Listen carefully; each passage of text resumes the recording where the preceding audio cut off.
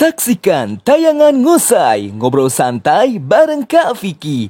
Setiap hari Sabtu dan Minggu hanya di channel YouTube Abdurrahman Go Vicky. Jangan lupa untuk klik like, subscribe, komen, dan share.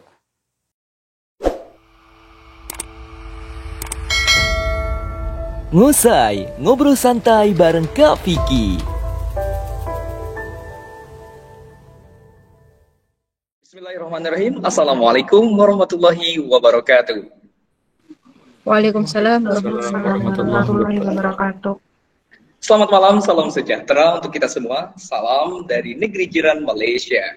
Pertama-tama saya ucapkan terima kasih kepada narasumber kita yang terhormat, Kak Roshid. Assalamualaikum Kak Roshid. Waalaikumsalam warahmatullahi wabarakatuh. Ya, alhamdulillah. Dan tak lupa juga saya ucapkan terima kasih kepada participants, kepada teman-teman yang sudah meluangkan waktu untuk hadir di acara kita pada malam hari ini, yakni Ngosai, ngobrol santai bareng Kak Vicky. Pada episode yang keempat, kita tentunya akan membahas tentang beasiswa TDV Turki Diyanet Vakfı. Oke. Oh, tadi saya lupa ya, belum mengucap puji syukur ya. Oke. Pertama-tama marilah kita panjatkan puja serta puji syukur kita kepada Allah Subhanahu wa taala yang telah memberikan kita nikmat jasmani maupun rohani, terutama nikmat iman dan Islam, sehingga kita bisa merasakan nikmatnya beragama Islam hingga saat ini. Salawat bertakikan salam semoga tetap tercurah limpahkan kepada junjungan kita, yakni Nabi Muhammad sallallahu alaihi wasallam. Beliau adalah nabi kita, nabi penutup akhir zaman, pahlawan revolusi Islam yang telah membawa kita dari zaman jahiliyah menuju zaman Islamiyah, dari zaman kegelapan hingga zaman terang benderang hingga saat ini. Baiklah kawan-kawanku yang berbahagia, jadi kita pada sesi Ngosai kali ini kembali lagi ya, karena namanya Ngosai, ngobrol santai, jadi bukan kayak webinar, bukan kayak acara-acara formal, jadi kita bawa santai aja. Oke Kak Roshid? Nah, teman-teman, pada episode Ngosai sebelumnya, pada episode 1, 2, dan 3, Ngosai masih membahas tentang beasiswa Turki, karena memang masih minggunya edisi Turki ya. Kebetulan pada episode yang keempat juga, kita masih membahas tentang beasiswa Turki, karena beasiswa Turki ini merupakan salah satu beasiswa yang sangat banyak peminatnya. Baik, sebelumnya Kak Roshid, gimana nih? Di sana masih sore atau sudah mau maghrib, Kak Roshid? Ini lagi azan asar sih sebenarnya. Oke, silakan. Kalau misalkan lagi azan asyar, bisa ditunggu sampai azannya selesai ya. Kita menghormati azan. Baik. Sambil tutup ini ya mikrofon. Oke. Alright, teman-teman, sambil kita menunggu Kak Roshid untuk menyalakan mikrofonnya, kemarin kita sudah membahas tentang pada episode 1 masih tentang pengalaman Awardi dalam apply beasiswa Turki. Kemudian yang kedua juga itu membahas tentang interview, ya. Kemudian Ngosai episode yang ketiga, kemarin tepatnya pada hari Sabtu, itu membahas tentang letter of intent dan proposal thesis. Pada kesempatan kali ini, teman-teman akan bertemu dengan salah satu narasumber kita yang sangat kece sekali. Nah, beliau ini merupakan salah satu penerima beasiswa TDV tahun 2019. Nah, selain itu juga teman-teman, sekilas saya perkenalkan tentang beliau. Beliau saat ini tengah menempuh pendidikan S1 di kampus Ankara University dengan Fakultas Teologi. Ya. Nah, jadi teman-teman yang masih ada di sana, kalian yang mengikuti sesi Ngosai pada malam hari ini sangatlah beruntung sekali, karena kalian tidak perlu untuk kayak men-share syarat-syarat untuk bisa ikut acara Ngosai kan, nggak harus bikin screenshot, nggak harus bikin ngajakin orang share ke grup. Kalian bisa ikuti acara Ngosai kapanpun itu, dimanapun itu tanpa ribet. Oke? Nah, Mas Kak Rosid kalau nanti sudah siap, tinggal dikabarin saja ya. Baik, insya Allah ini udah sih, tinggal terakhir ini. Oke. La ilaha illallah. Masya Allah. Semoga aja kita mendengar azan dari Turki ini bisa menjadi wasilah kita untuk bisa pergi ke Turki ya suatu saat nanti. Amin. Amin. Amin. Amin. Nih, Kak Ros ini ada berapa orang tuh? Ada 38, luar biasa banget. Excited sekali untuk mengikuti sesi bersama Kak Rosid. Nah, tandanya Kak Rosid nih, teman-teman ini sangat tertarik sekali ya untuk mengikuti sesi ngosai pada malam hari ini. Oke, Kak Rosid sepertinya sudah selesai ya azannya? Iya, sudah Nah, aman. baik. Kak Rosid, kalau boleh tahu di sana musim apa nih sekarang? Sekarang itu lagi perpindahan musim ya. Kemarin itu minggu lalu masih musim salju. Ini udah mulai perpindahan, tapi masih dingin sih sebenarnya. Insya Allah sekitar minggu depan lagi udah ke musim yang baru. Musim apa tuh? Musim yang baru by the way? Musim semi. Musim semi. Wah, andai kata di Malaysia ada musim semi, ada musim dingin juga kayak asik. Baik, Kak Rosid. Kalau boleh tahu, ada istilah kan yang namanya tak kenal maka tak sayang. Nah, jadi kita biar pada tahu sama narasumber kita yang sangat kece pada malam hari ini, ada baiknya Kak Rosid untuk memperkenalkan diri terlebih dahulu. Silakan Kak Rosid. Baik, Assalamualaikum warahmatullahi wabarakatuh. Waalaikumsalam warahmatullahi wabarakatuh. Salam kenal teman-teman semua, selamat datang. Perkenalkan, nama saya Muhammad Rosyidin. Saya kalau di Indonesia asalnya dari kota Pekanbaru, Riau. Mungkin di sini ada yang orang Riau, mungkin. Sekarang saya sedang semester 2 di Ankara, tepatnya di Ankara University, di kota Ankara. Alhamdulillah tahun 2019 lalu, saya dulu sempat satu grup ya sama Bang Vicky. Waktu itu di grup persiapan ke Turki waktu itu. Dan alhamdulillah saya bisa lolos awardee pada tahun 2019 dan sekarang menempuh jurusan Islamic Theology di sini.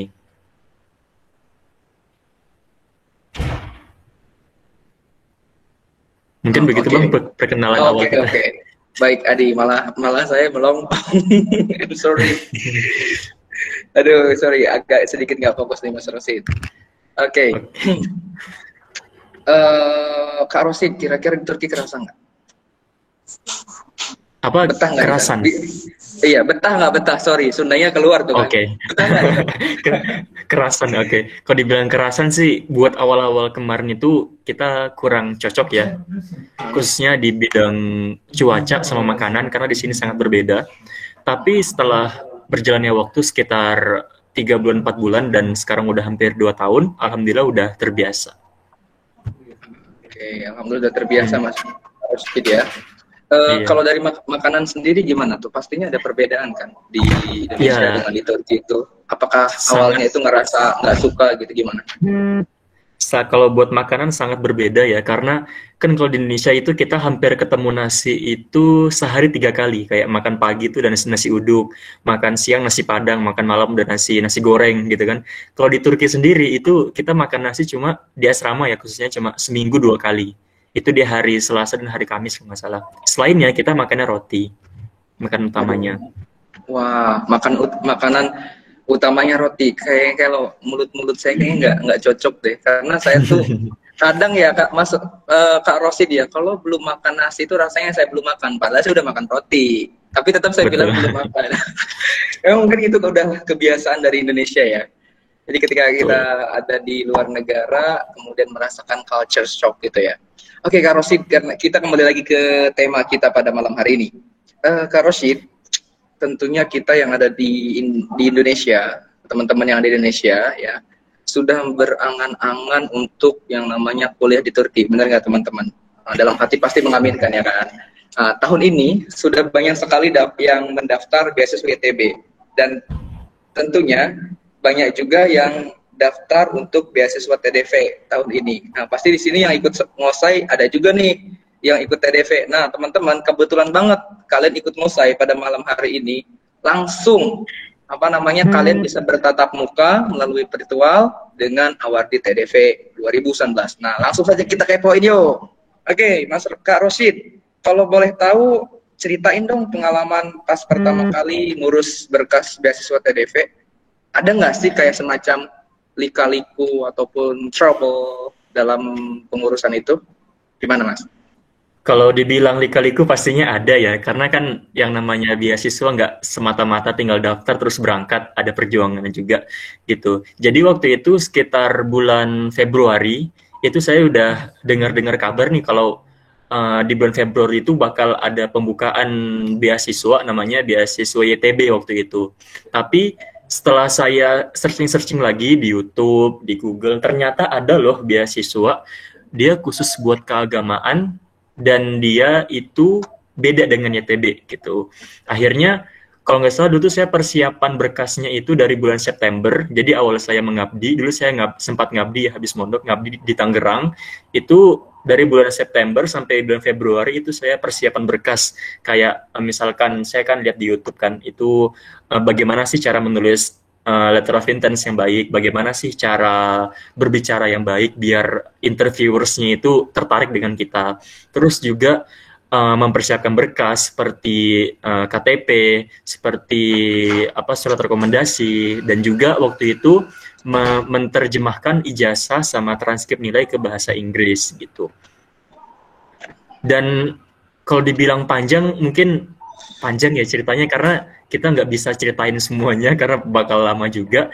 Jadi waktu itu kalau dibilang susah, lumayan sih. Yang paling susah itu menurut saya ketika mencari meminta surat rekomendasi dari pimpinan sekolah gitu. Kan saya kan sekolah di pesantren di Darul Rahman, Jakarta Selatan. Itu pimpinan sekolah saya itu termasuk orang yang super sibuk. Jadi untuk ketemu beliau aja kita harus nunggu hari Jumat gitu. Nggak bisa di hari-hari yang lain. Jadi waktu itu kita udah membuat surat gitu kan. Pas dianterin, ini salah nih, harus dibuat lagi. Akhirnya kita nginep di pondok sampai seminggu 2 minggu. Akhirnya setelah 2 minggu baru ini baru bener. Oke, saya tanda tangani gitu. Jadi begitu Kak Vicky. Oh, ternyata nggak gampang ya Kak Rosid ya, teman-teman. Yang namanya perjuangan itu nggak gampang, nggak tiba-tiba rebahan, searching, tiba-tiba lolos beasiswa, nggak ada kayak gitu. Semuanya butuh proses. Dan juga nih Kak Vicky, teman-teman itu bukan gini, saya bukan melarang orang buat bertanya gitu, tapi sebaiknya sebelum bertanya kita searching dulu. Kita searching di Google, lihat di YouTube gitu kan, mengumpulkan dokumen kayak ditulis satu persatu gitu. Kalau ada yang nggak paham baru ditanyakan. Nah, kebanyakan orang-orang yang saya kenali sekarang ini, dia ibaratnya menanyakan semuanya ke kita gitu. Jadi mereka nggak mau ibaratnya searching dulu kenapa sih kan bisa gitu kan, padahal udah jelas banget di Google gitu kan, tapi orang-orang ada aja yang ibaratnya maunya yang instan, dan yang instan tuh biasanya nggak bagus gitu. Ya betul Mas. Kan ada juga nih Kak, sorry ya, saya kadang Mas, kadang Kak, kadang Ahi, aduh belibet. Bebas. Oke. Jadi kadang memang ya Kak ya, yang namanya scholarship hunters nih rata-rata ya nggak semua ya, karena memang punya cara tersendiri dalam mengurusnya itu, dan pastinya ada juga yang pengennya langsung nanya aja. Tapi memang benar sih, kembali lagi sebelum nanya sebaiknya searching terlebih dahulu. Jadi biar teman-teman ketika bertanya kepada wardi ataupun kepada mentor itu bisa pertanyaan itu lebih berbobot lagi gitu ya teman-teman ya. Oke, next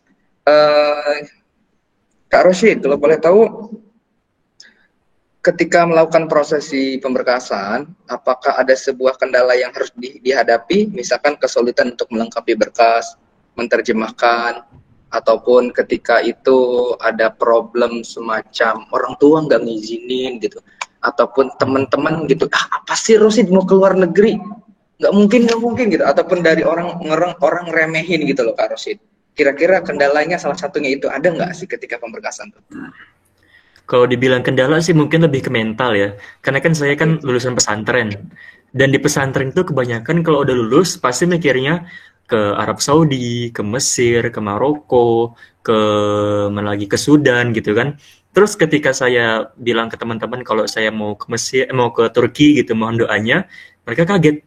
Lah emang Turki ada apa gitu? Di situ ada apa? Kan kita alumni kita belum ada yang pernah ke sana gitu. Itu sempat buat drop juga karena nggak dapat dukungan dari orang-orang sekitar. Tapi saya mikirnya toh yang mau ngejalanin saya, kenapa harus dengerin mereka gitu kan? Akhirnya saya lanjut buat daftar.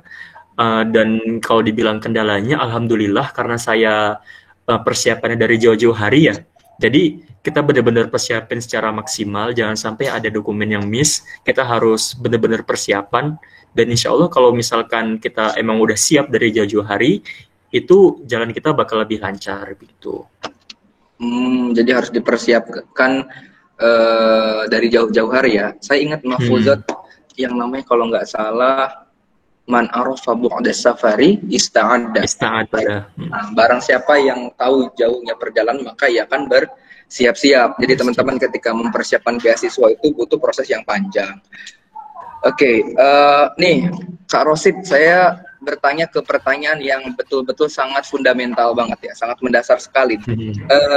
Kak Rosid, kalau boleh tahu dalam seleksi pemberkasan ini syarat apa saja dan berkas apa saja sih untuk mendaftar beasiswa TDP? Oke. Yang pertama ya, ini sebenarnya saya sudah kami kan dari Awardi TDV itu udah buat ini nih Instagram itu khusus buat informasi TDV. Jadi informasi itu benar-benar disampaikan langsung dari para awardi, namanya tdvawardi.id. Kami udah sampaikan di situ nih, saya bacakan ya. Yang pertama itu kita KTP. KTP ini nggak perlu diterjemahkan ya, pakai yang asli saja karena kita cuma mencantumkan nomor dan juga fotonya gitu. Yang kedua, yang sangat penting sih kalau kata saya, sertifikat gitu. Walaupun ini nggak wajib, tapi kalau kita punya dan punya kita tuh banyak, itu bakal menambah nilai plus kita di dalam pemberkasan gitu. Dan selanjutnya ijazah dan transkrip nilai. Nah ini sering banyak yang nanya, Kak ijazahnya perlu diterjemahkan apa tidak gitu. Kalau tahun-tahun saya dulu itu perlu, karena kita waktu itu yang mengoreksi langsung itu bukan orang Indonesia. Tapi kalau buat sekarang karena websitenya baru, kita nggak apa-apa pakai yang original saja. Itu ijazahnya yang depan nggak perlu diterjemahkan karena cuma masih pemberkasan saja. Dan yang transkrip nilainya bagaimana Kak? Transkrip nilainya itu pakai nilai yang di belakang ijazah gitu. Jadi yang depan kan ijazah tuh, yang di belakangnya kan ada nilai. Nah pakai yang itu aja, nggak perlu diterjemahkan juga gitu. Terus selanjutnya itu kurikulum vitae atau CV. Ini penting banget sih sebenarnya. Nah, CV itu bagaimana sih Kak, isinya apa aja? Isinya ya hal-hal tentang kita gitu. Kapan kita lahir, di mana kita sekolah, di mana kita tinggal, pengalaman kita apa saja, itu kita tulis semuanya di CV. Terus motivation letter, ini penting juga dan perlu banget diperhatikan.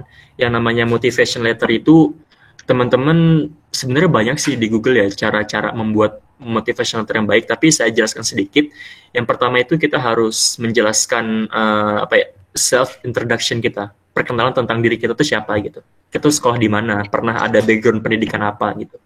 Kemudian mengapa memilih Turki, itu mungkin pertanyaan yang sudah Kak Fik ya, udah sering kita dengar kenapa Turki gitu. Itu nanti kamu jawab sesuai pandangan kamu gitu. Terus juga kita harus nyantumin future plan, rencana masa depan kita apa gitu. Jadi ya motivation letter isinya itu. Kemudian adalah surat rekomendasi. Ini surat rekomendasi ini minimal diminta dari dua orang dari ada suara ya. Diminta dari 2 orang yang kita anggap orang itu mempunyai jabatan apa di sekolah kita, apa di tempat kerja kita gitu. Kalau dulu saya mintanya dari kiai saya di pesantren. Nah, untuk dokumen-dokumen intinya cuma ini sih Kak Vicky.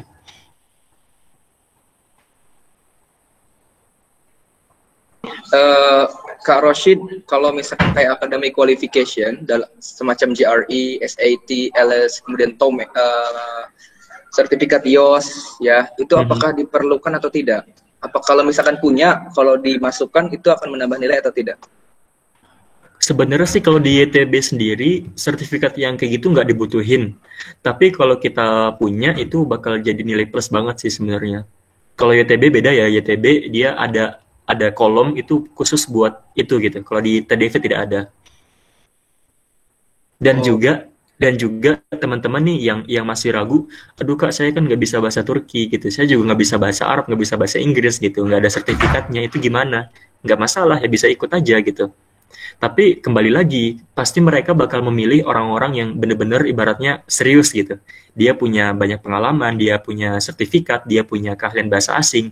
Nah, sarannya teman-teman yang mau daftar dari sekarang persiapin nih latihan depan kaca gitu kan, ngomong pakai bahasa asing, perkenalan. Itu nanti pas sudah sampai di ruang interview kita nggak bakal kagok lagi gitu. oke, teman-teman tahu nggak arti kagok apa? Kagok itu Tadi bahasa bahasa Riau ya? tadi tadi bilang Grogi, kagok grogi. kan? Ah, Sama di grogi, Sunda maaf. juga saya bilangnya kagok. Kehila aing kan? Baik. Em, Iya, kagok. it's ya bener ya Pak, dengar-dengar Kak Rosyid, di tahun ini kalau nggak salah ya ada Hmm. harus melampirkan surat keterangan sehat. Bener nggak sih surat keterangan Itu sehat itu? itu tidak perlu. Jadi di situ emang sih ada semacam kolom kita menjelaskan tentang kondisi kesehatan kita. Contohnya nama ini punya riwayat penyakit nggak gitu. Misalkan ada orang sakit jantung atau sakit mah gitu kan. Itu kita cantumin gitu. Tapi itu nggak perlu kita pakai surat sehatnya, nggak perlu. Kita cuma mencantumkan sesuai apa yang kita rasain aja gitu. Oh gitu. Oke, next nih. Tadi kan udah menyinggung tentang LOI dan rekomendasi. Nah, ini di luar ya, Kak Rashid ya. Hmm. Di kolom TDV itu ada kolom additional item nggak? Kalau misalkan ada, itu yang harus diisi itu apa sih? By the way. Mau nanya nih ke Vicky, additional item bagaimana ya contohnya? Oh baik. Oh, saya juga yang Hmm. menjelaskan ya. Oke. Kalau Oke. di kalau kalau di YTB, Kak Rashid, additional item itu adalah hal-hal yang belum diperjelas ataupun hal-hal yang belum dijelaskan, misalkan di dalam LOI ataupun di dalam berkas-berkas Hmm. ada yang kurang ataupun ada yang kurang jelas ataupun ada kesalahan.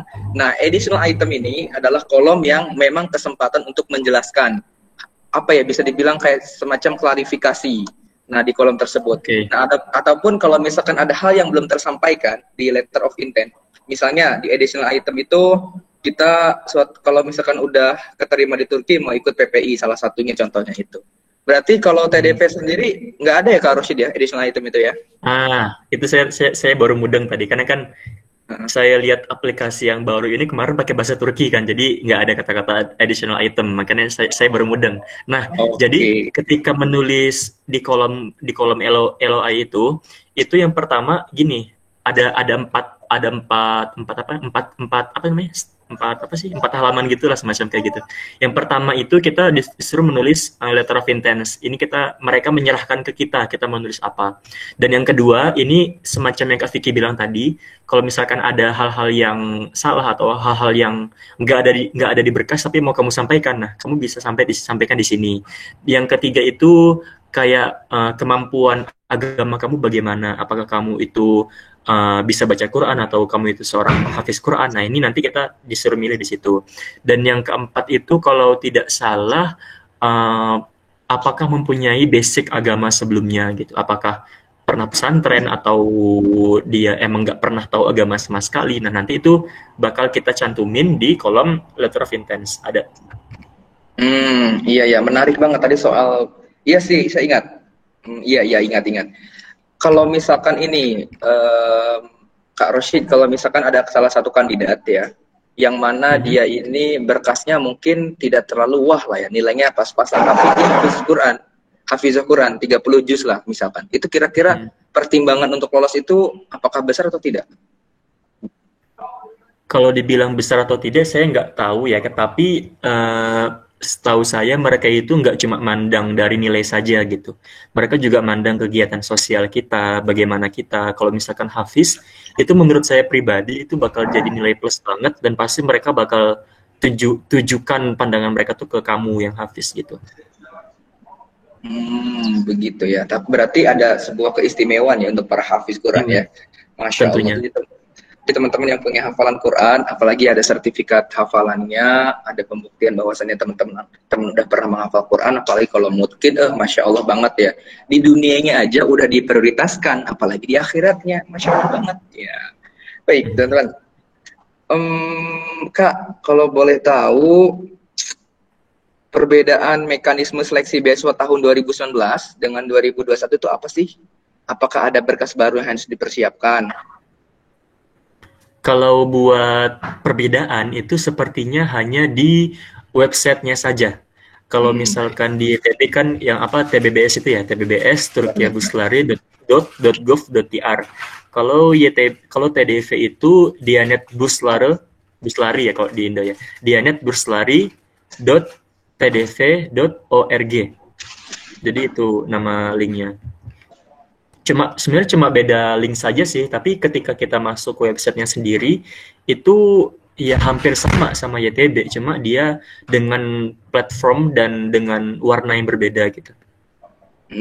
Berarti memang sih 2019 tuh kalau nggak salah website itu masih menyatu dengan TBS. Nah, tapi kalau sekarang ini beda ya. Kalau Jadi boleh tahu Kak Rashid kan yang ada di sana nih, mungkin sudah tahu lah ya bagaimana alasannya kenapa dipisahkan. Ada banyak yang bertanya nih, adik-adik kita pada bertanya, Kak, kalau misalkan ikut YTB sama TDV bermasalah nggak? Gimana kira-kira Kak Rashid?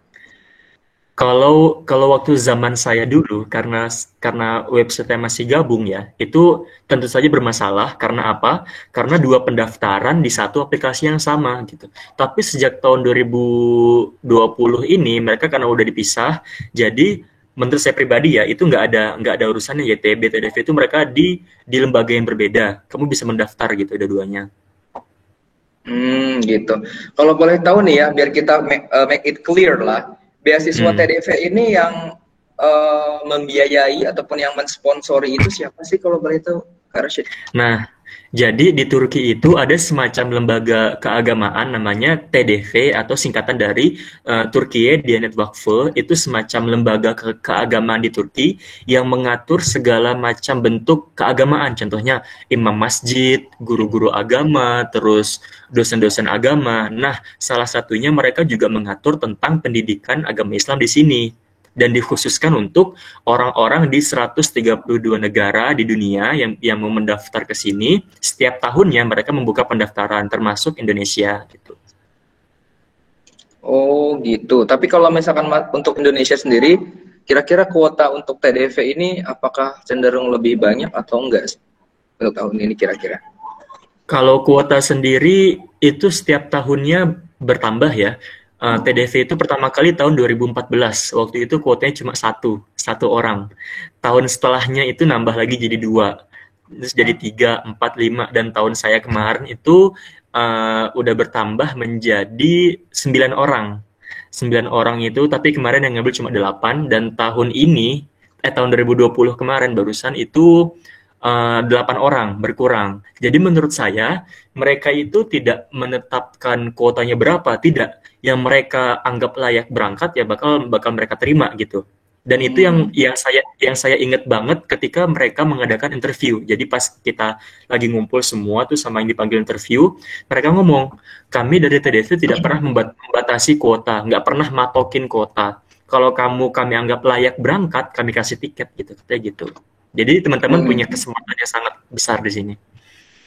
Oh, berarti nih teman-teman, tadi kata Kak Rashid juga tidak ada kuota, tidak ada batasan. Kalau misalkan kalian memang eligible untuk apply for this scholarship, maka kalian akan dapat beasiswa itu. Makanya dalam pendaftaran ini harus betul-betul serius ya.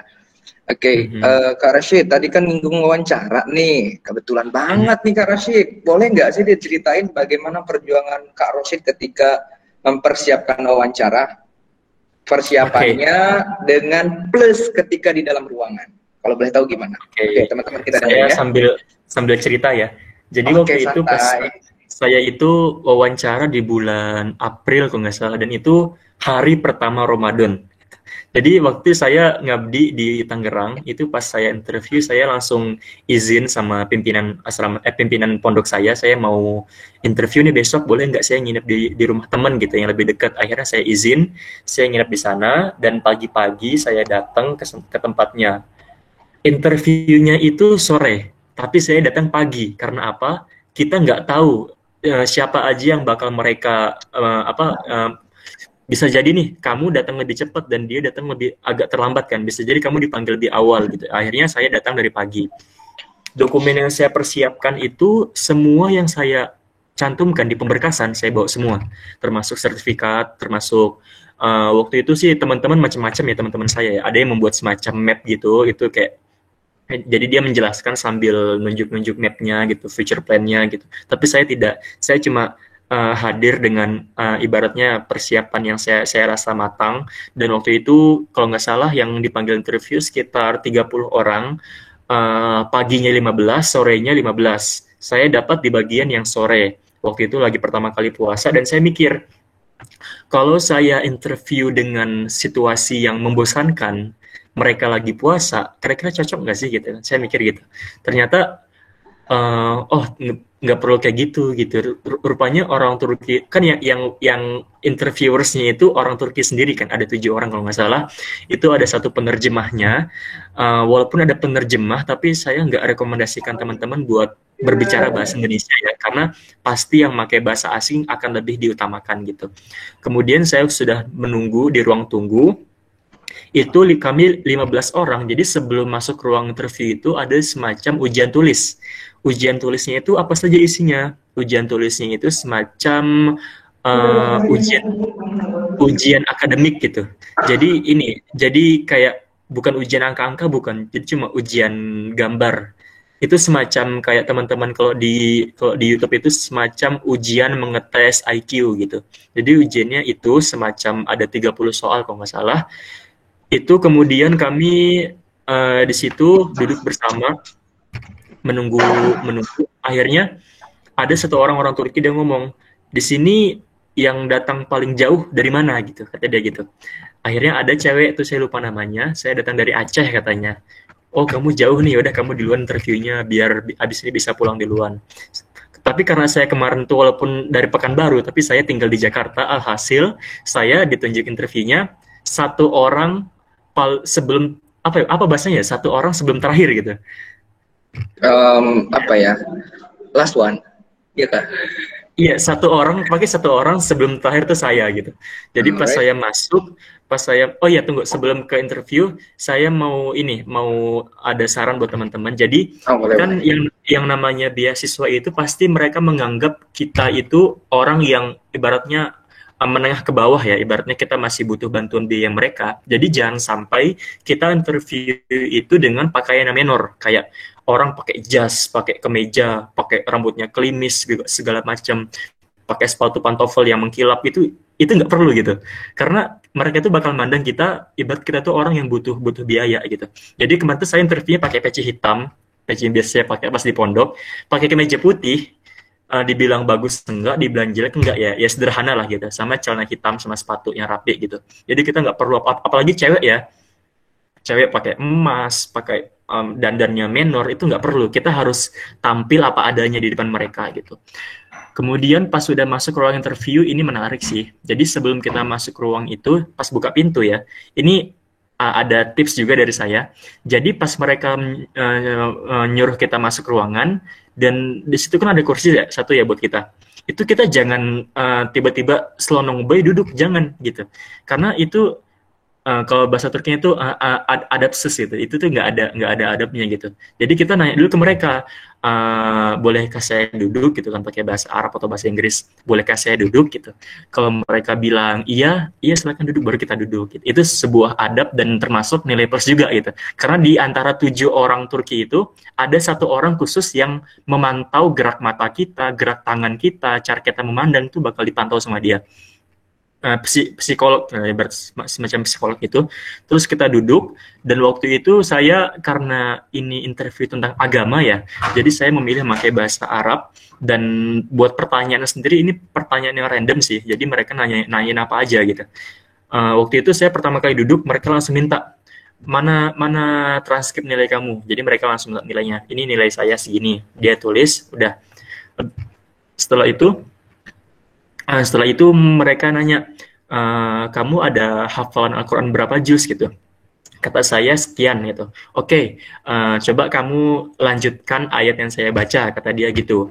Terus setelah itu, setelah saya baca ayatnya, ada satu orang di sampingnya nanya, kamu coba jelaskan apa arti kata ba'uduh. Waktu itu ditanya kata ba'uduh ya sama interviewersnya. Kenapa sih Allah itu menyantumkan kata ba'uduh, nyamuk ya? Ibaratnya kan ini hal yang sepele, kenapa sih dicantumkan ke Al-Quran? Apa sih perlunya gitu? Nah, kebetulan pas saya kelas 6, saya sempat belajar tafsir, dan itu pernah saya baca, pernah kami pelajari sebelumnya. Alhasil alhamdulillah bisa menjawab. Kemudian setelah dari Al-Quran, kita langsung menuju ke pengetahuan Islam, semacam sebutkan apa namanya, sebutkan nama-nama Khulafaur Rasyidin gitu, kayak sejarah Islam, sebutkan misalkan apa sih rukun sholat itu, berapa dan apa saja. Kemudian sesi terakhir itu mereka nanyain semacam informasi yang apa ya, ibaratnya apa sih, random gitu. Jadi mereka nanya apa aja, kayak misalkan sebutkan nama presiden di Indonesia dari awal sampai akhir gitu kan, apa hubungannya sama keagamaan gitu kan. Terus nanya lagi, sebutkan lima nama gunung di Indonesia. Lah kan emang nggak ada hubungannya. Nah, walaupun nggak ada hubungannya sama Dianet, nggak ada hubungannya sama agama, kita wajib banyak membaca. Jadi ibaratnya itu sebelum perang kita punya banyak peluru gitu. Jadi walaupun mereka nanya macam-macam, kita punya pengetahuan di bidang yang random itu gitu. Setelah itu, setelah wawancara sebentar ya, terus kita kayak dikasih pulpen gitu, pulpen Turkiye dan Vakfı namanya, dan dia ngomong, ya, insya Allah nanti di bulan Juli atau Juni, di bulan Juni kami akan mengumumkan hasilnya melalui email yang sudah kamu tulis waktu pemberkasan. Akhirnya udah tuh selesai. Kami di antara, jadi gini teman-teman, kalau kita udah interview, kita jangan terlalu berharap ya, kayak aduh semoga saja saya, boleh sih kayak berdoa gitu kan, tapi saran saya kalau udah interview udah lupakan gitu. Jangan kita kayak kita buat di status, kita pamerin ke teman-teman, kita, oh ini gue ikut ini nih, beasiswa ini gitu. Itu tidak perlu, karena itu tuh hal yang belum pasti gitu ya. Jadi kita menunggu saja, berdoa, kalau perlu lupakan ya. Jadi seandainya kita nggak lulus, kita nggak perlu sakit hati gitu, karena kita udah ada rencana lain. Jadi sambil lupakan, sambil melangkah ke langkah selanjutnya, kita cari beasiswa yang lain, kita coba yang ini semacam. Jadi kita jangan stay di satu tempat itu. Jadi kita punya banyak planning gitu. Itu jadi Kak Kiki begitu buat interview. Alamak, tadi saya ngomong ternyata lupa nyalain mic. Astagfirullah. Oke, Kak Rashid, menarik banget ya, makin makin kepo lah saya nih untuk bertanya-tanya nih. Tapi ini udah hampir selesai ya pertanyaan dari saya, karena setelah ini nanti akan ada sesi pertanyaan dari teman-teman yang mau mengkepoin langsung tentang beasiswa TDP. Baik, Kak Rashid, kira-kira dalam seleksi wawancara itu, poin apa saja sih yang menjadi tolak ukur keberhasilannya? Misalkan ada nggak sih ketika Kak Rashid seleksi wawancara ada orang yang bawa alat peraga, misalkan bawa portofolio, mind map. Udah kata mind map ini udah sangat general banget ya, udah sangat masyhur sekali di kalangan para pemburu beasiswa Turki. Kira-kira menurut Kak Rashid ya, apakah itu berpengaruh? Pertama itu, dan kedua kan waktu 2019 itu offline. Nah, kalau misalkan online, itu cara mensiasatinya gimana Kak Rashid? Biar kita tetap bisa menunjukkan value daripada diri kita itu. Gini, yang pertama kita ngebahas tentang ini ya, kayak semacam apa yang map gitu buat itu. Itu mungkin kalau di ITB perlu, tapi kalau di TDP enggak. Mereka itu pengen orang yang ligat, orang yang pandai buat mereka tertarik walau dalam waktu kayak 10 menit, 15 menit gitu. Jadi mereka nanya apa, kita jawab langsung plug gitu. Jangan sampai kita buat mereka tuh menunggu, jangan sampai, itu pasti hal yang membosankan. Apalagi waktu itu saya keadaannya Ramadan, udah hampir 10 menit lagi mau buka, saya baru interview gitu. Kan pasti mereka udah capek dari pagi kan, udah haus. Alhasil saya gimana caranya buat situasi ini jadi lebih cair gitu, lebih berwarna. Saya ajak mereka bercanda dengan jawaban saya. Jadi saya sebisa mungkin nggak cuma nyampein jawaban, tapi juga menyinggung mereka gitu. Jadi kita tuh terbawa suasana kayak pecah gitu suasananya. Itu penting sih. Kita ini emang yang hal yang nggak bisa didapetin di bangku sekolah ya. Kita harus pandai mencairkan suasana gitu. Jangan sampai suasana kita selama interview itu membosankan gitu. Bahkan ada teman yang keluar ruang interview itu dia keringetan badannya, mukanya pucat, badannya keringetan, bajunya basah semua. Itu tuh kata saya, emang di dalam ngapain aja gitu kan, cuma ditanyain-tanyain doang. Mereka ada yang keringetan sampai basah kuyup. Saya, oh masya Allah, rupanya sampai segitunya gitu.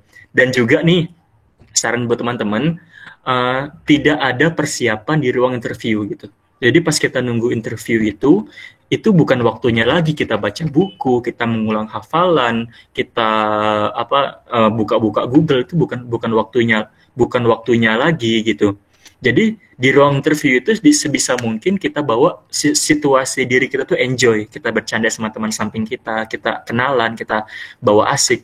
Jangan sampai kita malah baca buku, malah mengulang hafalan, bukannya malah lengket di kepala, malah hilang semua nanti pas masuk ruangan. Jadi saran saya itu. Jadi jangan sampai menciptakan suasana interview yang membosankan, itu jangan sampai. Begitu. Oh, wah gitu ya teman-teman, tips dan sarannya dari Kak Arsyid. Terakhir Kak Arsyid dari saya nih. Kak Arsyid kalau boleh tahu, TDV ini kan cuman menawarkan untuk fakulti teologi. Nah, kalau boleh tahu ya, ini alasan pribadi ya, personal reason daripada Kak Arsyid sendiri. Kenapa Kak Arsyid ini pengen daftar TDV? Dan kira-kira kalau boleh tahu kelebihannya jika apply TDV itu apa dan kekurangannya apa? Terakhir dari saya itu. Oke. Boleh. Alasan saya milih TDV, gini, saya emang dari keluarga yang ibaratnya menengah ke bawah ya.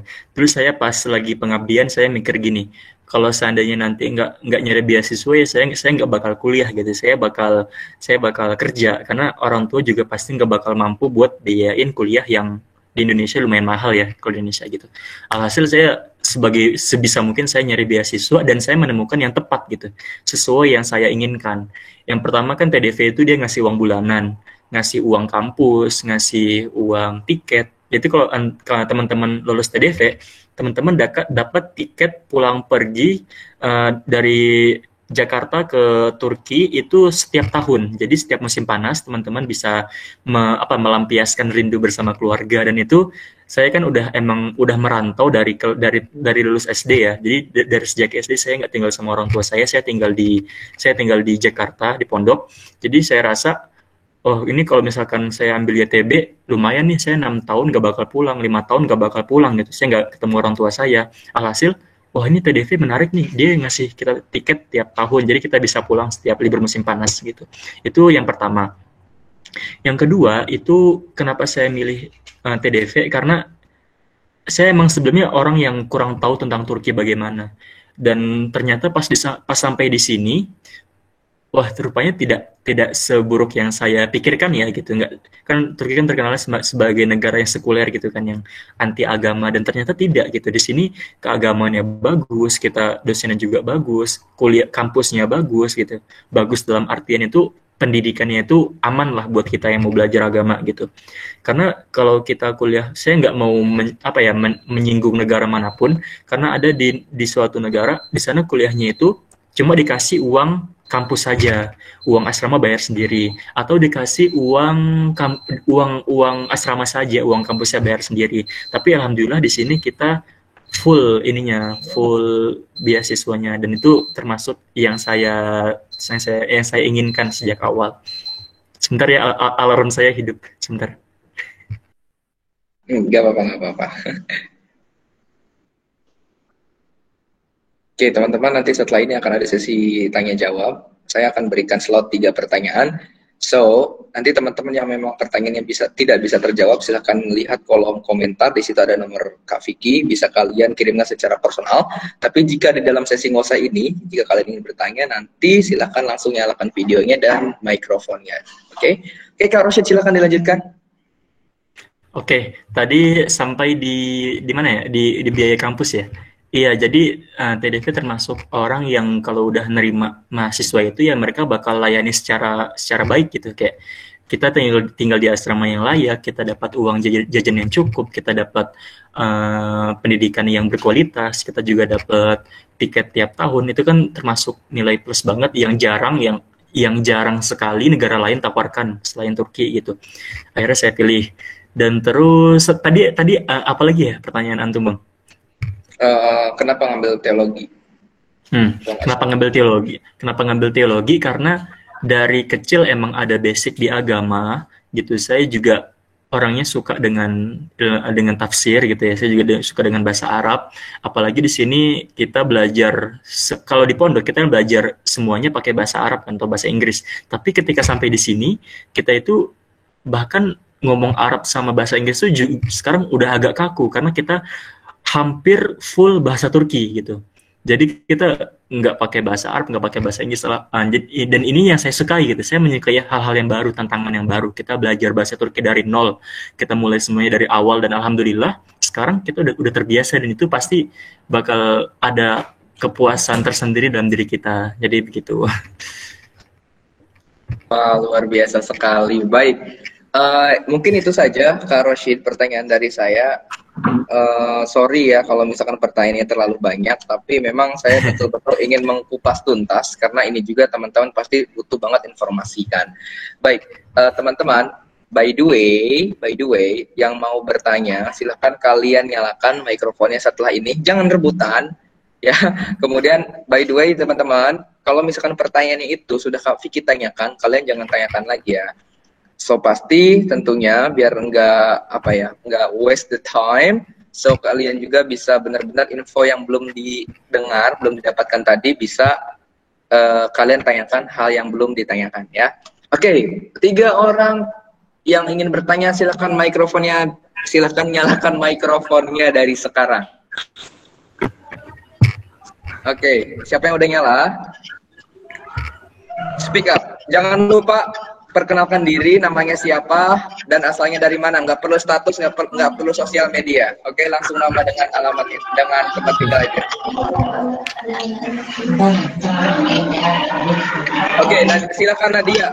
Mas Hanin Fajar, silakan di-mute dulu, Mas Hanin. Iya, Kak. Hanin Fajar.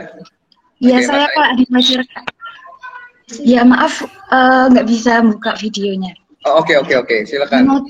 Mau tanya, Kak, kan kalau di Turki itu kan pernah mengalami masa kelam ya dulu, pernah agama Islam tuh dianggap beragama yang berlebih itu kan dianggap tabu. Terus kalau misalnya belajar teologi gitu Kak di sana, itu kalau menurut Kak Ros itu sahih gitu nggak? Maksudnya tuh belajarnya itu apakah itu ya sahih gitu nggak Kak kalau menurut Kak Ros itu? Jadi Turki kan emang ada masa kelam, tapi jangan lupa gak cuma masa kelam, Turki juga punya masa kejayaan gitu. Ya, ini di masa-masanya Turki Utsmani. Jadi yang kita pelajari di sini cenderung dari ilmu-ilmu yang dipelajari dari zaman Utsmani dulu gitu, kayak agama Islam, ilmu fikihnya, ilmu tafsirnya segala macam. Dan juga kita materi yang disampaikan dari dosen itu tidak hanya tentang buku-buku dari Turki saja gitu. Kita juga pakai buku-buku dari Mesir, dari buku-buku dari Saudi. Jadi ibaratnya walaupun kita belajar di Turki yang lingkungannya ibaratnya mereka itu kurang ya, Islamnya itu kurang, tapi kita kembali lagi ke diri kita masing-masing gitu. Kalau kitanya emang punya basic yang bagus, kita punya pondasi yang bagus, kita nggak bakal kebawa ke arah buruk gitu. Kita bakal ngikut ke yang baik-baiknya. Apalagi kan kami di sini tinggal di asrama Dianet namanya. Itu asrama isinya tuh orang-orang ilahiyat semua, orang-orang keagamaan semua. Jadi insya Allah di sini juga kami sholat berjamaah, kami puasa, kami ibaratnya itu kehidupannya Islami juga sih. Tergantung bagaimana kita bisa membawa diri atau tidak. Intinya begitu. Wah, walaupun gitu. Oke, lanjut. Jadi ini Hanin Fajar, sekalipun kamu misalkan ya kuliah di Saudi gitu, tinggal dekat dengan makam Nabi, tapi kalau kamu bergaul sama orang yang salah ya sia-sia saja gitu. Semua kembali ke diri kita sendiri. Oke Kak, makasih Kak. Sama-sama. Oke, tadi siapa namanya? Nadia. Tadi saya sempat menyalakan mikrofon. Nadia mau nanya apa, Nadia? Ya, Assalamualaikum warahmatullahi wabarakatuh. Waalaikumsalam warahmatullahi wabarakatuh. Maaf Kak, perkenalkan nama saya Nadia, asal Semarang. Izin bertanya Kak. Iya, Ya, silakan. kalau tentang LOIK kan, kalau di ITB itu kan jurusan mereka beda-beda. Nah, jurusannya beda-beda. Pasti mereka kayak seperti apa menonjolkan jurusan masing-masing yang mereka inginkan. Nah, kalau TDV ini kan insya Allah mayoritas sama semua teologi, semua pendidikan Islam. Nah, apa nih trik yang benar-benar bisa membuat menarik gitu Kak? Karena kan hampir semuanya sama tentang pendidikan Islam, pasti ya isinya itu-itu aja gitu. Lalu apa yang benar-benar bisa menarik begitu Kak? Terima kasih. Oke, sama-sama. Saya jawab ya. Kalau buat di LOI itu sebenarnya kembali ke kita sih. Kita mau nulis hal yang bagaimana gitu. Karena kan kayak Bang Vicky pernah bilang, ada orang yang di LOI yang Turki itu pasti nulisnya karena Turki itu terletak di negara dengan dua benua. Kan itu kan hal yang membosankan gitu. Kita coba searching lagi hal-hal baru apa sih yang menarik dari Turki gitu. Kita cantumin di situ. Jangan ibaratnya kita ngikutin para pendahulu kita, itu ibaratnya kemajuan yang tidak maju sih gitu. Jadi dari sekarang searching, dari sekarang aktif-aktif ikut kegiatan sosial, kumpulkan sertifikat sebanyak mungkin. Kalau bisa kamu punya sertifikat Hafiz, itu pasti 90% kamu udah punya tiket buat interview gitu. Ya, sih Kak. Gitu. Sudah tuntas kan Nadia? Insya Allah. Kurang LOI Kak. Gimana Kak Rashid? Buat ini LOI ya? Iya Kak. Jadi ini buat LOI itu gimana ya? Itu dikembalikan ke seberapa kreatifnya kamu gitu. Kamu searching yang bagus, searching di website yang benar, dan kalau bisa ya, kalau menulis LOI itu jangan menyinggung masalah politik, itu jangan. Karena walaupun Erdogan termasuk orang yang terkenal, orang yang disukai, tapi jangan salah, di sini tuh banyak yang nggak suka juga gitu ternyata.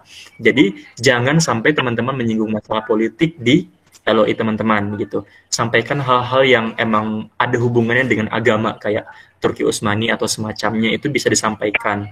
Gitu deh. Itu dikembalikan ke ini ya, sekreatifnya kamu ya. Iya Kak.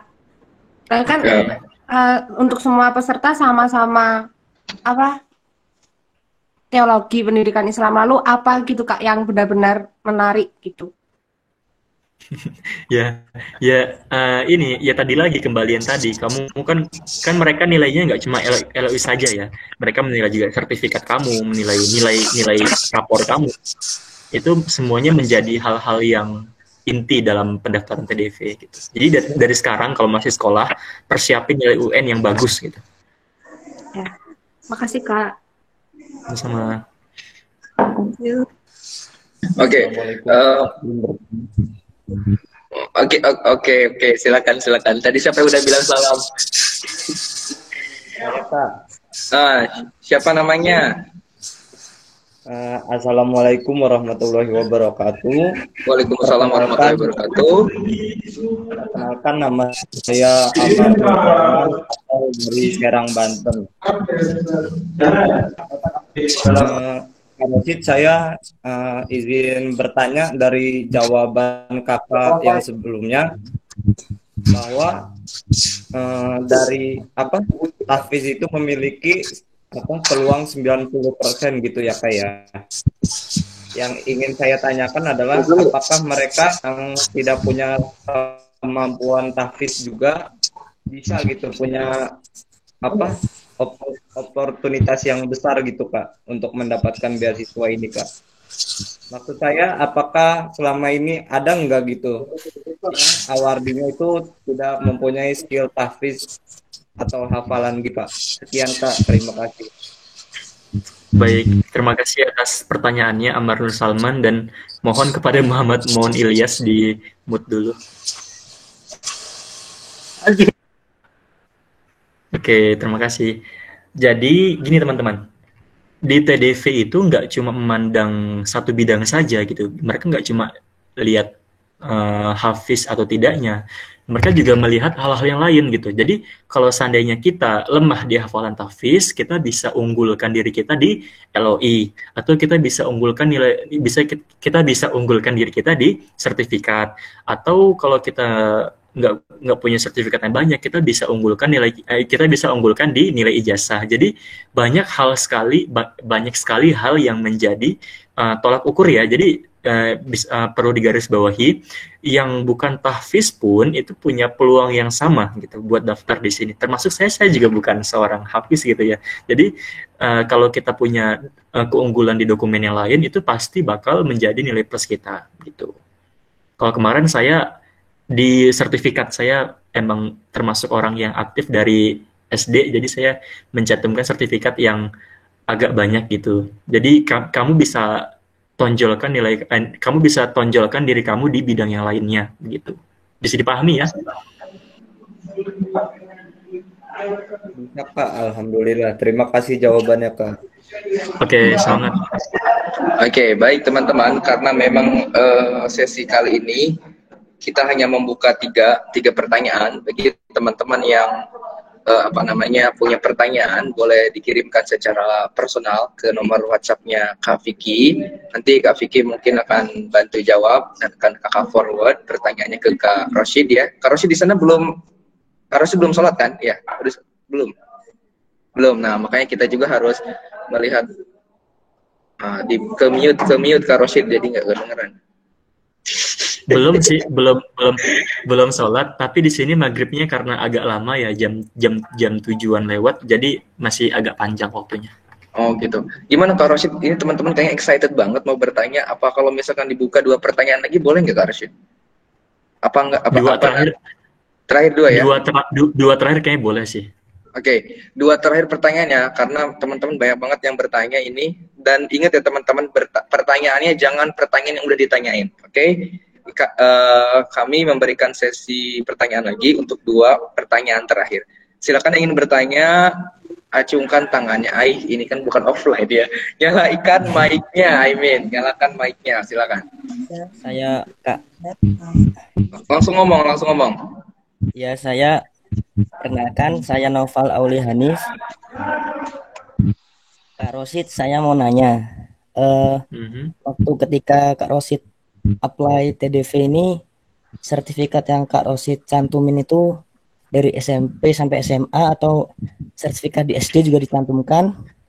Kemudian mengenai tahfidz, apakah memiliki hafalan beberapa juz itu bisa mengisi di setelah LOI itu memiliki memorize? Kan ada pilihannya memorize, well, dan sebagainya. Mungkin itu aja, Kak. Terima kasih. Baik, terima kasih Noval, saya jawab ya. Kalau untuk sertifikat itu, kemarin saya mencantumkan dari sertifikat yang saya dapat kelas 2 SD. Jadi dulu kan saya sempat ikut lomba sholat fardu, ikut lomba pidato, ikut lomba azan, jadi saya cantumin semua. Tapi kan di situ kan kalau sertifikat tuh ada tanggalnya ya, jadi saya urutin dari tanggal yang paling lama nih sampai yang terbaru gitu, sampai yang terbaru. Jadi dia tersusun rapi gitu. Terus juga buat yang tahfiz itu, kan emang sih yang namanya seseorang itu dipanggil hafiz kalau sudah mempunyai 30 juz hafalan. Tapi kalau kita misalkan punyanya 15 atau punyanya 10, nah kita bisa nulis di kolom yang kedua. Kan ada yang pertama LOI, yang kedua kolom yang kita pengen sampaikan hal-hal yang belum sempat kita sampaikan di pemberkasan. Jadi kita tulis di situ aja gitu, saran saya begitu. Bagaimana Novel, sudah terjawab? Sudah Kak, terima kasih banyak. Oke, sama-sama. Oke, ini yang keempat ya Kak Rosyid, berarti satu lagi terakhir. Iya, ini terakhir. Oh, ini terakhir. Iya, kalau nggak salah habis. Ya, Kak. Oke, terakhir ya Hilmi, silakan. Bismillah, saya Hilmi Alfianti. Izin Kak Rosyid. Kemarin iya, silakan. Saya udah sign in nih dari di aplikasi TDP sendiri. Kemudian saya coba mengenai passwordnya. Ternyata passwordnya tuh saya nanya ke admin yang persiapan TDP tersendiri. Kemudian kata beliau tuh ada kombinasinya ketika kita membuat password. Di situ Hilmi coba dan Hilmi bilang coba ingin minta dicontohkan bagaimana sih bikin passwordnya. Ternyata beliau mencontohkan. Ternyata ketika dicoba lagi masih nihil gitu, gak ada hasilnya. Itu bagaimana Kak? Sedangkan di sisi lain Hilmi kemarin juga login juga dari segi YTB, dan Hilmi juga bertanya kepada awardee sebelumnya apakah boleh mengikuti 2 beasiswa dalam satu akun. Kemudian beliau mengatakan boleh, silahkan gitu Kak. Oke. Buat masalah password, sebenarnya sih kalau password itu ya hal-hal pribadi. Jadi kita mau ngisi apa aja itu bisa gitu. Mau kamu ngisi nama merek Honda kamu, mau kamu ngisi nama kucing kamu di rumah, itu bebas gitu dan tidak ada kendala. Nah, di sini di TDV ini karena dia merupakan website yang baru, jadi suka mengalami semacam apa ya? Error gitu. Jadi ada temen yang udah emailnya bener, passwordnya bener, tapi pas masuk di situ dia tidak bisa karena katanya bahasa Turki itu geçersiz apa ya, tidak berlaku gitu. Itu merupakan kesalahan, mungkin internet kamu lagi nggak stabil atau kamu sedang memasuki website di waktu yang lagi rame-ramenya. Nah, saran saya kamu coba masuk lagi tapi di waktu yang sekiranya sepi gitu, kayak misalkan kan ba'da subuh, itu kan orang mana sih yang mau buka website ba'da subuh, kan nggak ada gitu. Jadi kamu coba pindah waktunya, kamu pindah ke waktu ba'da subuh misalkan gitu. Kemudian untuk apa tadi yang kedua?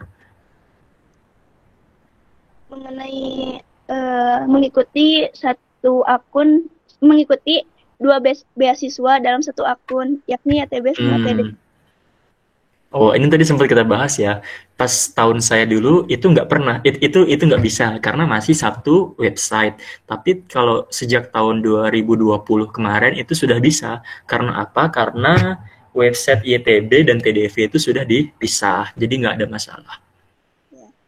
Kemudian Kak, satu lagi nih, apakah di orang-orangnya fanatik dalam kepercayaan agama? Jadi beliau misalkan orang-orang di sana tuh kalau misalkan percayanya dengan madhab A, ya udah madhab A, sedangkan kita misalkan mengikuti madhab B misalkan. Oke. Turki bukan termasuk negara yang ibaratnya kayak Indonesia ya, wah kamu mazhabnya ini, kamu salah.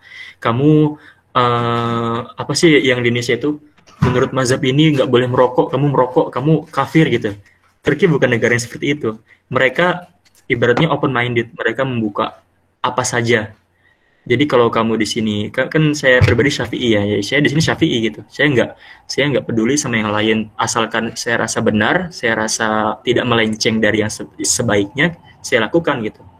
Sekali lagi, Turki bukan termasuk negara yang mudah menyalahkan orang lain, khususnya di bidang agama. Itu mereka sangat terbuka sekali gitu. Terima kasih atas pertanyaannya. Jawabannya. Pertanyaan dia. Oke.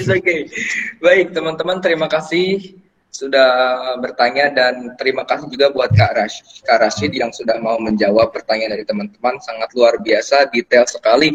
Oke, terakhir Kak Rashid sebelum ditutup, saya meminta kepada Kak Rashid untuk memberikan sepatah ataupun 2 patah kata motivasi ataupun nasihat dalam bahasa Turki kemudian diterjemahkan ke bahasa Indonesia.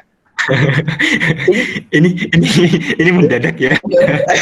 Enggak, karena singkat aja dalam bahasa Turkinya, misalkan 1 kalimat tapi di-extend dalam bahasa Indonesia. Oke. Jadi biar teman-teman pada semangat nih. Saya itu dari dulu punya satu kata mutiara yang saya ambil dari suatu buku, dari saya SMA dulu di pesantren. Saya megang kata-kata ini, sabar ajeder, mevesi tatlıdır. Kesabaran itu memang hal yang pahit gitu, tapi buah dari kesabaran itu hasilnya manis gitu. Jadi kita yang sekarang punya masalah ekonomi, kita sekarang punya masalah keluarga, kita sabar dulu gitu. Kita sabar, tapi nggak cuma sabar, di samping sabar kita berusaha. Insya Allah hasilnya akan lebih baik. Gitu. Cukup kok Vicky. Oke, Masya Allah, luar biasa. Sabar, apa tadi? Sabar, Sabar, Ajider. Azider. Sabar, Azider. Ajeder. Azider. Waduh, kok Saya tulis, Sabar, saya tulis di kolom Oke, oke. komentar gimana? Boleh sekali. Ini teman-teman malam ini dapat ilmu banyak ya dari Kak Rashid. Halo, Assalamualaikum Tuan. Di mana ya buat nulis komentar ya? Saya kurang tahu ini. Waalaikumsalam. Oke, Kak. Kalaupun nggak juga nggak apa-apa Kak Rashid. Oke, nanti saya ini deh DM ke antum aja. Oke, teman-teman. Kak Rashid, kalau tidak keberatan sebelum ditutup ini, saya akan mengambil dokumentasi untuk acara ngosai pada malam hari ini. Teman-teman dimanapun Anda berada yang bisa untuk menyalakan kameranya, tolong dinyalakan. Sebelum kita tutup ya, teman-teman ya, karena ini akan masuk ke dokumentasi setiap acara ngosai. Oke, teman-teman silakan dinyalakan kameranya. Oke, udah pada nyala nih ya. Wah, muka-muka calon awarding udah pada kelihatan nih. Amin. Amin. Oke. Amin. Oke, saya akan coba ya. Oke, teman-teman silakan lihat ke kamera, dinyalakan kameranya. Oke, saya akan ambil setelah ini. Oke, semuanya 1, 2, 3. Oke. Lagi ya. Sekali lagi. Sekali lagi ya. 1, jangan keluar dulu. 1, 2, 3. Oke, mantap.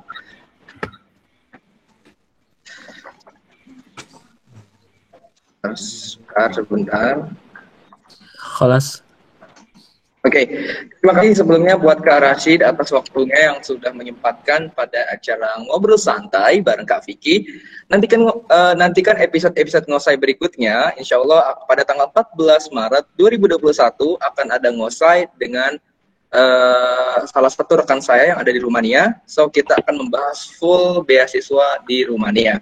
Baik teman-teman, terima kasih atas waktunya dan saya juga ucapkan terima kasih sebanyak-banyaknya untuk Kak Rashid yang sudah menyempatkan waktu untuk hadir di acara ngosai. Semoga Kak Rashid belajarnya dimudahkan oleh Allah, dimudahkan jalan rezekinya, dan buat teman-teman yang ada di rumah, semoga bisa tercapai apa-apa yang dicita-citakannya dan khususnya bisa lolos ke Turki di tahun ini. Oke, kurang lebihnya saya mohon maaf.